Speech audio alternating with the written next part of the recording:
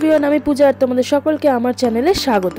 তো বুঝেই গেছো আজকে কোথায় চলে এসেছি। আজকে চলে এসেছি দেশপ্রিয় পার্কের সামনে।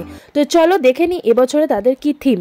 প্রতি বছরই কিছু না কিছু নতুন চমক থাকে এই পূজা মণ্ডপে। সবচেয়ে বড় দুর্গা করে তাক লাগিয়ে দিয়েছিল এই পূজা মণ্ডপ। তো চলো দেখে নিই 2024-এ তাদের পূজা প্রস্তুতি কতদূর এগোলো। এবছরে তাদের ভাবনা এবার ভুবনেশ্বরী একটি মন্দিরের আদলে তৈরি করা হয়েছে এই মণ্ডপটিকে। মোটামুটি বাঁশের কাজ প্রায় শেষ, এবার শুরু হয়েছে প্লাইয়ের কাজ। মনে করা হচ্ছে প্রায় 70 ফুট উঁচু হতে পারে এই পূজা মণ্ডপটি, আর প্রতিমাতেও থাকবে নানান চমক। তো তোমরা ভিতরটা দেখতে থাকো, আর আমি ততক্ষণ তোমাদেরকে জানিয়ে রাখি যে কিভাবে তোমরা এখানে আসবে।